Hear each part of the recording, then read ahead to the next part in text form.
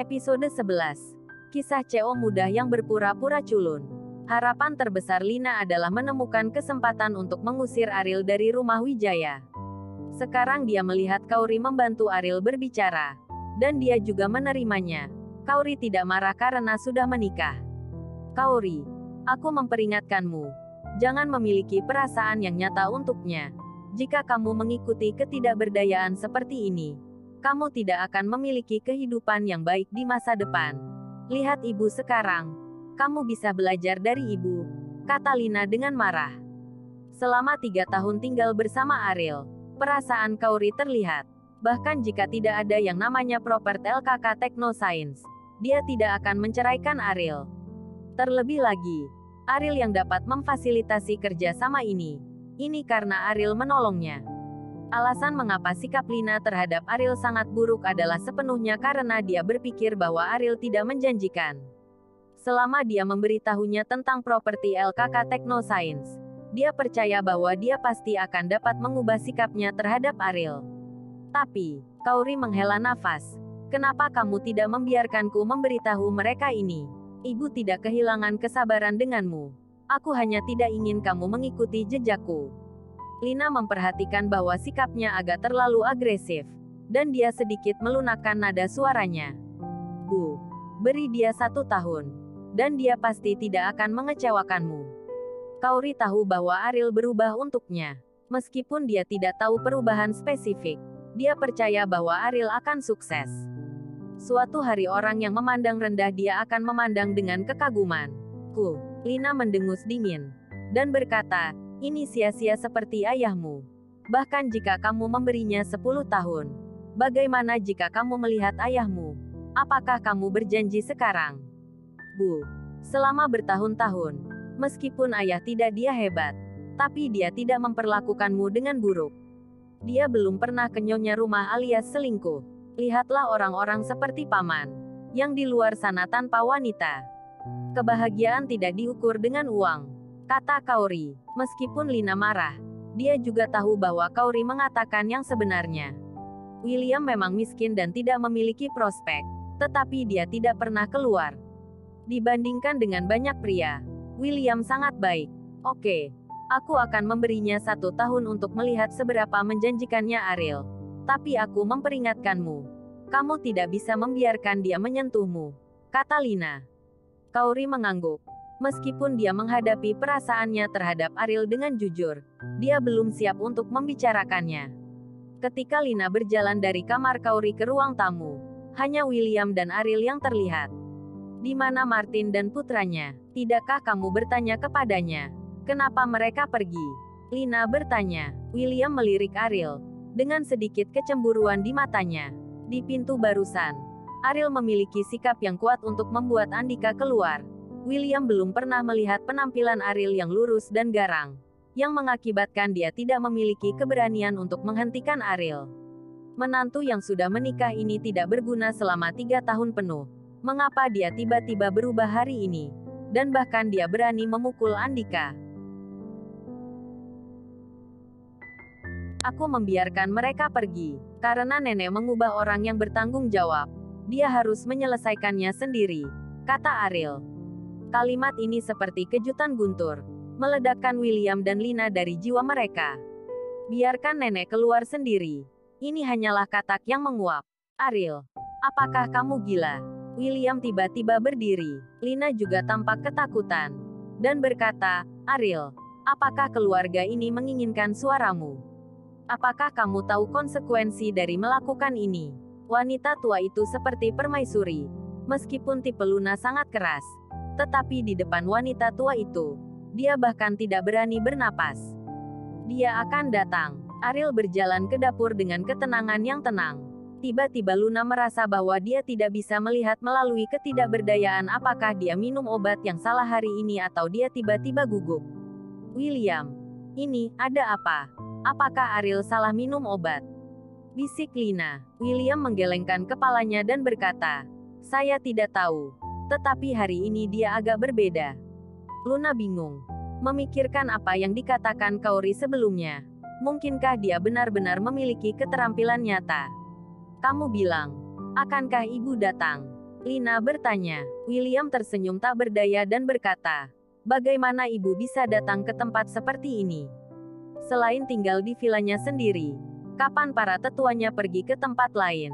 Dan siapapun yang ingin mengundangnya ke rumah, kecuali dia tinggal di area villa gunung di Bandung."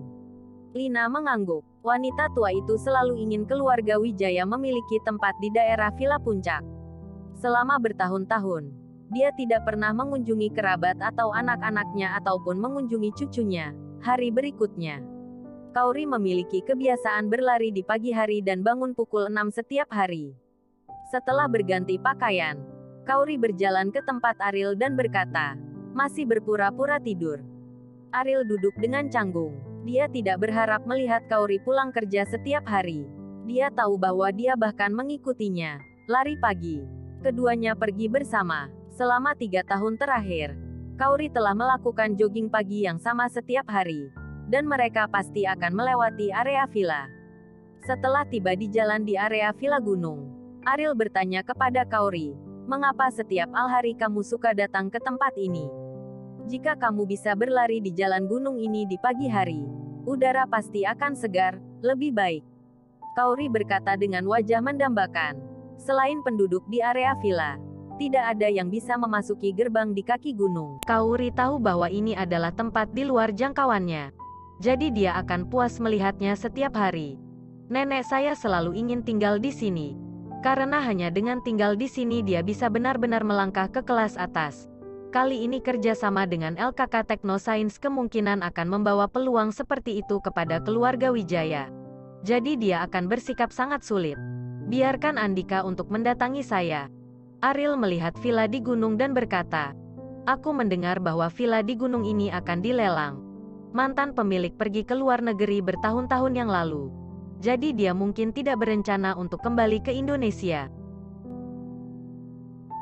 Bagaimana menurutmu?" Kauri memandang Ariel tanpa daya, dan berkata, "Di seluruh area Villa Puncak, villa di lereng gunung adalah yang paling mahal, dan juga paling mencerminkan statusnya. Kali ini, akan ada banyak orang kaya yang akan membeli itu. Saya mendengarkan bahwa harga transaksi diperkirakan 60 juta. Apakah kamu tahu berapa harganya?"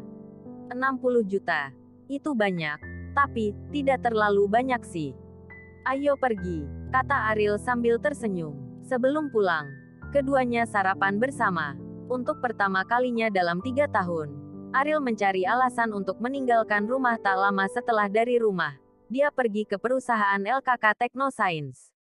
Bos lantai atas kantor. Ariel berdiri dengan tangan di depan jendela dari lantai ke langit-langit. Imam Rais berdiri di belakang Ariel dengan hormat. "Untuk pelelangan distrik villa di lereng gunung, Anda dapat mencari seseorang untuk membantu saya mengambilnya," kata Ariel. Imam Rais tampak tertekan dan berkata, "Tuan muda, uang keluarga Wibowo hanya dapat digunakan oleh Anda untuk mengembangkan perusahaan ini." Ariel mencibir dengan dingin dan melemparkan kartu bank ke meja. Dia berkata, "Saya tahu bahwa keluarga Wibowo adalah miliknya sejak saya berusia 12 tahun. Jadi saya menggunakan koneksi keluarga Wibowo untuk membantu saya mendapatkan uang. Saya memiliki perusahaan sendiri ketika saya berusia 16 tahun. Kamu berada di keluarga Wibowo bertanggung jawab atas kerjasama dengan perusahaan IMIP." Mendengar kata-kata ini, Imam Rais tiba-tiba menjadi sesak napas. "Adrian, ketua perusahaan IMIP, telah memiliki persahabatan yang mendalam dengan saya selama bertahun-tahun," kata Imam Rais. "Ketua." Ariel mengangkat senyum jahat di sudut mulutnya. "Itu hanya boneka." Hati Imam Rais terkejut, dan dia menatap punggung Ariel dengan tak terbayangkan. Adrian ternyata adalah boneka tuan muda keluarga Wibowo. Selama bertahun-tahun, Ariel Wibowo menguasai PT IMIP. Apakah dia bos sebenarnya dari perusahaan PT IMIP? Apakah kamu tahu mengapa itu disebut PT IMIP?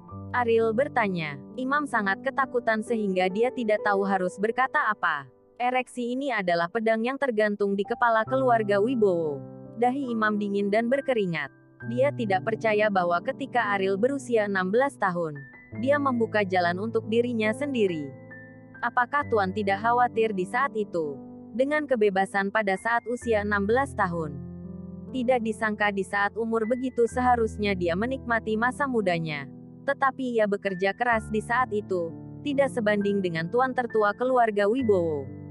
Siapa yang bisa membayangkan bahwa ketika tuan muda tertua keluarga Wibowo menghabiskan waktu dan minum, pemuda di depannya sudah menggantungkan pedang di kepala keluarga Wibowo. Dengan angin sepoi-sepoi di punggungnya, Imam berkata, "Tuan muda kecil, jangan khawatir. Saya tidak akan pernah memberitahu siapapun tentang ini. Aku ingin villa ini. Kamu harus mendapatkannya dengan segala cara." Kauri ingin berlari di pagi hari di area villa itu, kata Ariel dengan tegas. Dan pada saat ini, Ariel berkata dalam hatinya, "Apa yang Kauri inginkan? Bahkan di dunia ini, saya Ariel akan mencoba yang terbaik untuk memberikannya kepadanya." Bersambung.